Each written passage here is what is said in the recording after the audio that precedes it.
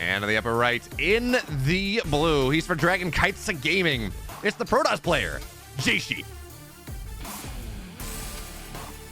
Gotta be nice for him to be in one of those big boy teams. Yeah, teammates with Hero, Oliveira, not bad.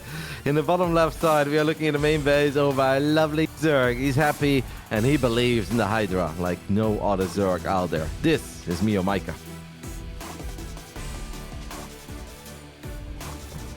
Not only is it a MeoMaika that believes in the Hydra, it's a MeoMaika that apparently believes in going pool first, Roddy. What do you make of this? I think if you are MeoMaika and you have the reputation that you are Meo, I think it makes sense because it already forces some slightly different openings from the Protoss. Now, more importantly than just the pull is obviously the gas timing, unless Meo wants to do something wild with slow Zerglings. But if I'm Protoss, I always get a little bit uncomfortable when I scout this, where it's like, okay, I know that this is good economically for me, because you delaying your hatchery ever so slightly is obviously not going to help you, but it also means that your first links come out a bit quicker. And how serious do I need to take this as a Protoss? I'm sure that Jieshi is asking himself the same thing right now. Yeah, no, very, very much so. What do I have to worry about? What's the problem here? And I think the other thing we have to talk about is that not only is this, pool first, you have to, how many lings are going to get made? What's the problem? But also this is MeoMaika. So the kind of, you have to build more wrinkles into your brain to figure out what's happening. It's kind of like running into a Bly or something, except of course, maybe a slightly different version. Now, MeoMaika does, the pool first is definitely one of the ways that he gets into Hydra timings. It means that he has, again, those links on the map earlier, those queens, and it allows him to develop maybe a little bit more map control than we might otherwise expect. Certainly your speed ends up being a little bit faster. So there we go. Probe goes down. Yep, he gets the probe. So right now, if you're Jieshi, you know that you have to send your adept to the other side of the map.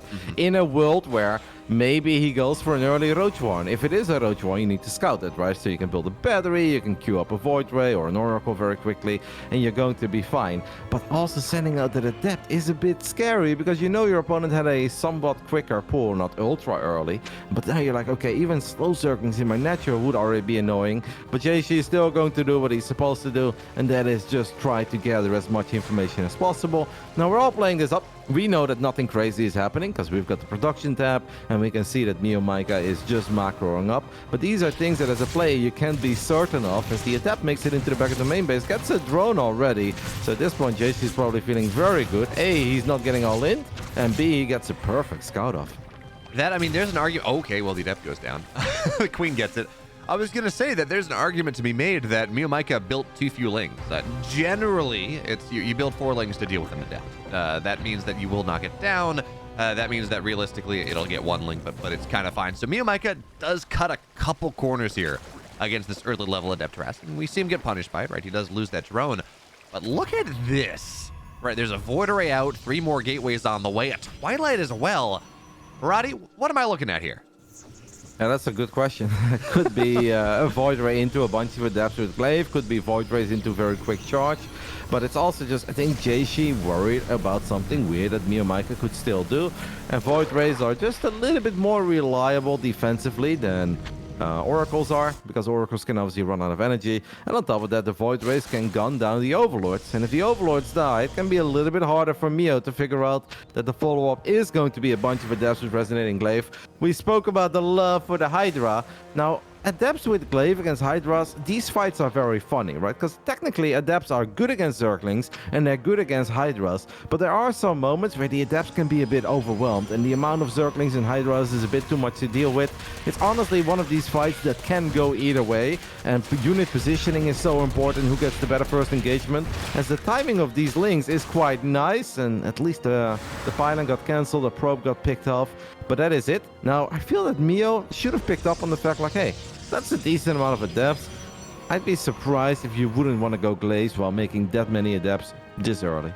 Yeah, but does he, I guess the flip side is, does he have the time to transition his tech, right? He's building Hydras, he's building Links, he's got Hydra speed on the way.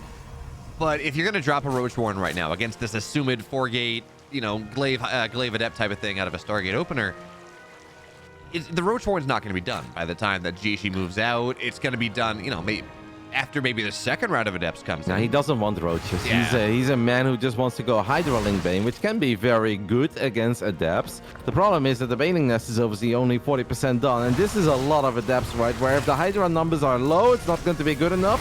Now, if you have Hydras, Links, and Queens at the same time, I want to say you can take a decent fight, but I don't see the Queens here. And the Queens are honestly so important to provide that little bit of additional NTR. I know that Meo doesn't have a lot of Queens to begin with. He only has 2 Queens, and these Adepts are just having a field day, man. The Hydra numbers were not high enough yet. The Baneling investment obviously is not going to pay off in time, and it actually seems that the Chinese Protoss is just steamrolling the Hydra lobby here, as these Adepts, they hit like a truck. The number was high enough. Great timing there by Jieshi, because if he hits a little bit later, if he waits for a few more Adepts, then there is a chance that there are extra Hydras. Maybe the Queens are in the correct position. Maybe there are 2 or 3 Banelings, and then you need to be careful with your forwards shade. But Jieshi knew what he wanted, and he got the job done. That was a picture-perfect fight, and that's not easy with pure Adept against Hydra Link, because it's really hit or miss, and these fights can go either way. Yeah, it's kind of funny. We look at this style, and first of all, we have to assume that what Jieshi went for was very clearly a snipe against MeoMaika, because they've had time, they've had a chance to figure out who they're going to play for the next round, and MeoMaika is going to be doing something like this. He has his builds, there is footage, you can study them, but on the flip side, MeoMaika had opportunities to figure things out, and he did a good job disguising what was happening a little bit. The Adept was in the main base. He starts the lair pretty much as the Adept is out, so, very little scouting there available. And that makes you kind of wonder whether we're maybe hopefully going to see something a little bit different out of MeoMaika in Game 2. Yes, we know he loves the Hydra, but if you're going to be scouted and sniped that hard on builds, and you've already kind of disguised things a little bit, you got to figure that maybe there's kind of a second wrinkle that MeoMaika, we would assume, because we won a Game 3, is going to be able to kind of set up here to maybe play into how Jieshi's playing into him. The funny thing is that I don't even think that MeoMaika thinks of Protoss builds where it's like, oh, if I go up against Resonating Glaive Adepts, I'm in trouble. Like, that's obviously a very standard opening, whether it's right off the get-go or it's Stargate into Resonating Glaives. It's just that I think in Meo's world, he wants to fight a little bit later, where, the Adepts, they have to choose between Links and Hydras. If they go for the Hydras, then the Links actually deal a lot of damage. If they go for the Links, then the Hydras can deal a lot of damage. But if there's only 3 or 4 Hydras, yeah, that's obviously not really that moment yet where he has to choose. He can just A-move and see how well he did. I think if Meo fine-tunes it a little bit, has a better read on when the first wave of Adepts is coming, and I think what he maybe hoped for was like a Void Ray and an Oracle, because that Oracle would delay the Adept production. And it's really funny how these fights work out. I've had it a lot myself. I was like, oh, Adepts are great against Ling Hydra. And it's always like, why did I lose that fight? But it is a numbers game. And on that very specific moment, Jieshi just found a great moment to fight where the numbers heavily favored him. And Meo's Hydras looked indeed as silly as a lot of the top-tier European Zergs. They will often look. Yeah, and surprisingly, the Void Ray did help out quite a bit. But Roddy, I need you to go over to the America server, because we will be playing on Singapore for map 2, because MeoMaika and Jieshi, China and Vietnam, they do, of course, we do have server differential. So you got to get on into that one. And with Royal Blood being map 2, again, I'm not even going to say it's that much bigger of a map, but it is certainly, it's actually a smaller map, but it is one that is a little bit, you know what? I am right technically here, right? Yeah, I believe you. We don't have to be perfectly right. We just have to be technically correct, and that's all that matters. Yeah. I mean, one of the crazy things about the way that Meo plays ZVP is that I was like, all right, this is obviously going to be scary, but if you have like 4 Queens in the mix there, then every time the Adepts shoot at the Queens, that's not a unit that the Adepts deal bonus damage against. So then the Queens will allow the Lings and the Hydras to deal the damage, and the Queens can obviously push that Void Ray away too. But he just had so few Queens. There were 2 Queens out. And I know that that's how he plays, and that's how he hit these gnarly timings where you have to cut certain things, because you cannot just have 7 Queens and go for quick Hydras at the same time. Like, that doesn't really add up. But 2 feels very, very few. Like, I feel like it wouldn't just be a couple of quick Adepts that are problematic there. Like, how are we going to deal with an Oracle? If there was an Oracle, right? Let's say it's Void Ray Oracle. How do you deal with Oracles if you literally have 2 Queens? That seems problematic. Yeah, well, the way you don't. You get aggressive, and by being aggressive, you just kind of keep your opponent back and don't really give them the room. Yeah. You maybe get some spores But clearly that didn't work in game number 1. Jieshi was the one that was able to find his way onto the other side of the map, but it's a bit smaller of a map here. We're on Singapore. Let's see if either of those things help out MeoMaika just a tiny bit, because game 2 is here. I think you make a great point there, Bio. I think maybe Mio's defense is just, hey man, here are my links. Keep your air units at home. You should really not attack me because I'm attacking you. Like, I think that indeed was the game plan of this man. He is our Vietnamese Zerg. He's down 0-1. Can he turn it around and win this series and secure his ticket into the playoffs? Or is he going to have to play on the final playday? Bottom left side, a Royal Blood down 0-1. MeoMaika. And in the upper right, he's sitting up 1 here with a fabulous Glaive Adept timing. It's Jieshi. He made that look very easy, and I can guarantee you that defeating MeoMaika is not that easy. Mio actually had a couple of good results last year when he went up against some of the finer players in Europe too, because he surprises them, right? He just plays so different than all these other Zergs that you normally play against, that the timings that you often go for just don't work quite the same way against MeoMaika as they would work against perhaps even stronger players than MeoMaika. But that doesn't matter if he's got the strategic lead over you. Now, Jieshi will once more just go Gateway into Nexus, while MeoMaika is going for Pool, Gas, Expand. I think this could be a Link Flood, Bio. Like, there is a very good chance that I feel like he just goes for an all-out Link Flood here. Maybe. I don't know. I don't know. It's Bio, but... Yeah. I'm like, I don't know if he's going to go that early, but on top of that, I mean, if there is a map for it, you know, this is not the map to me, right? It would be last map. It'd be Ancient Cistern. It'd be a map that has 3 buildings in the wall instead of 2, something that, well, actually, I guess this is technically a 3-building wall, but again, just a lot less surface area that makes it a little bit easier for the Protoss to go and make their decision. What do I need to defend? Do I need to pull out or not? Because again, if it's like Ancient Cistern, all 3 structures are pretty exposed. You don't have, it's a little bit easier to get surface area on that second gateway, for example. So I don't think so, but if he does, I mean, hey, I'm here for it. Show me the shenanigans, Mio. Well, we'll keep a close eye on what he is going to do, as that first queen has made its way over towards that 3rd hatchery that obviously is supposed to be the natural. Now Mio does go up to 3 bases. Link speed is halfway done. Economically, he's doing his best to catch up as quickly as possible. You can see some respect, though, coming out of Jieshi, right? Because that second gateway that he built has finished up. Like, a lot of the Protoss builds don't open up with 2 gateways. It's 1 gateway into a Stargate, or 1 gateway into a Twilight Council, and then the other gates go down. So you can definitely see that he was respecting the potential early aggressiveness coming out of Mio.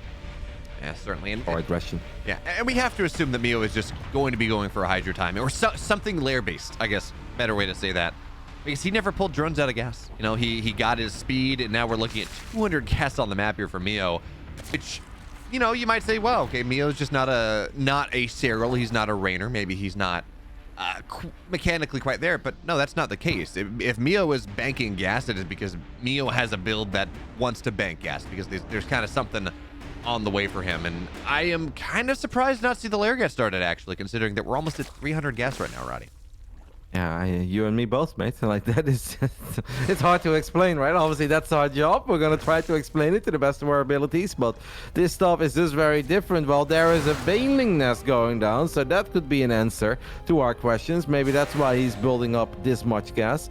Maybe he doesn't just want to use that Baneling nest defensively, but he's gonna go for a very awkward Baneling bust on the other side of the map. As a couple of drones die, more drones are dying. To what is that then? Depths on in the 3rd base. Oh. They get a perfect scout up and they find more drone damage. That hurts for Mio. Obviously, finding these adepts on the right side is cute and all, but losing 5 drones where you're already not going for the most economic build out there, that really hurts. Yeah, and even more importantly, he saw the Baneling nest. That's the only thing you really need to know if you're Jieshi right now. No one builds a Baneling nest this early if they're not busting you, but MeoMaika is bailing out. He knows that he's been scouted here. He's going to, still has his links, so he's going to try to put some pressure on the 3rd base. That's a great force field for now, but he's droning behind this. He's got a lair on the way. It seems like that was round 1 of a timing, and if it doesn't work out, I mean, Mio does have ways to find his way out. But this buys so much time here for Jieshi now. He has his 3rd base up. He's got this robo. He's sitting here on 3 gateways. Yeah, you know, is he lacking in tech? Sure, you know, he would love a Twilight right now. but okay. Never mind. I thought Meo was bailing out. You know, he was getting the lair. He was droning up, but more lings, more banelings on the way. Yeah, but it's weird, right? Because now we have almost more banelings than we have zerglings. So let's say these banelings get something done. They get a battery, they get a couple probes, but you don't have a follow-up. The link count is just not high enough. So he will blow up that battery. That's cute enough. But there's another battery. And Jieshi just has a soul read on all the weird stuff that MeoMaika is doing here. And 4 probes and a battery. I really don't think that's worth the investment. We know that Zerg economies are very fragile early on. So if you decide to mine that much gas, you decide to make a couple of banelings relatively early to use them in an aggressive manner, that was just not enough damage. Meo needs a whole lot more, and I'm sure he knows that. Yeah, although, Roddy, in fairness, if I could look at the number of MeoMaika games where I'm like, you know, round 1 didn't work, round 2 didn't work, like this is just clearly MeoMaika's dead. And then he just kind of runs across the map with round 3 of this carefully designed timing just to put his opponent totally in the dark, and then he wins the game anyways. Well, I would have at least 2 nickels. That being said, there's a Robo Bay about halfway done. We got the Twilight here. You know, Adepts on the other side are going to cause some problems. It seems like Jieshi is doing a good job of not only accounting for what he sees right now, but what he might see in the future, right? Immortals against a bunch of Roaches and Ravagers. I mean, we know how that one goes. He's going to have eventually Blink. He's doing such a good job of, a couple of Adepts across the map. Maybe he didn't want to lose those, but having the static defense that he needs and rounding out his tech path to make sure he's okay, that I don't know. I mean, MeoMaika, it seems like he's kind of countered here even before he's getting started. What I really like from Jieshi is that I do feel like he's coming into this series with a very different approach than he would have done against a lot of other Zergs, right? He is clearly no stranger to MeoMaika. He's done his homework. He kind of knows that this is going to be a slightly different series.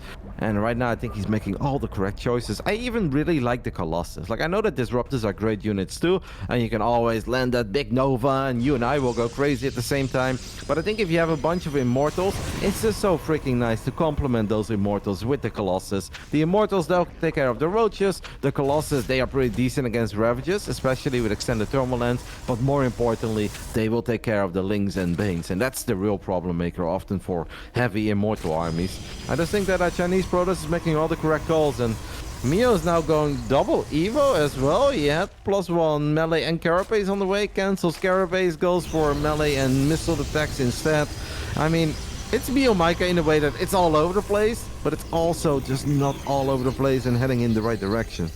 I mean, maybe there's a timing when he's got 2-2 on melee and ranged, and he's maxed out, and he gets a good surround. And certainly, you know, Colossus tech, even more so than Disruptors, is incredibly vulnerable to that surround, to kind of hitting in from every side, Banelings get on top. But by then, you got to feel Jieshi's going to be at like 160 supply. He's going to have a decent amount of sentries. That's going to be rather hard to find. And, you know, even as MeoMaika is double expanding here effectively, you know, he's got his 4th base, 5th base on the way. I don't see a lair or I don't see a hive in his future. I don't know that I see, you know, Vipers something to deal with this heavy robo count. This is nice though by Meo as he shows the Roaches on the right side of the map, and now the Lings will get an easy cancel. And I need to be careful with these Roaches though, because they cannot take this fight. That Protoss army is too big, too powerful. So finally a little dub on the board there for Meo, getting a nice cancel on the 4th base, getting a pylon or 2. That stuff is cool, but it doesn't change the fact that he is still down 8 workers. I do like your line of thinking there, Meo, where maybe like the only way that Meo wins this game is just he gets maxed out, he's got 1-1 upgrades, he gets a great engagement, and because he has less drones, he has even more army supply. But it's going to be hard, and he truly is the one-punch man here, because making this many units of 62 drones, hey, as a Zerg, you can really only do that once. And the biggest problem as well, he's only on 3 gas. You know, he can't pull in a laser. He can't build 60 Banes and say that's fine. So this round's going to be hard as Lings, they find their way on the right side. But there are 2 Colossus here, so that's not going to get that much.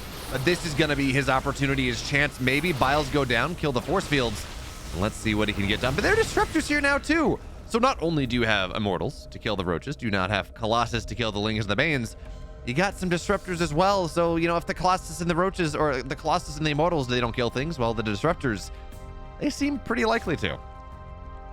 It's looking very, very dire for Meo. He will fire up the +2 melee, and we are maybe going to get a little bit of creep going soon. He's not particularly known for his ability to spread creep, but that's mostly just because he doesn't build a lot of queens.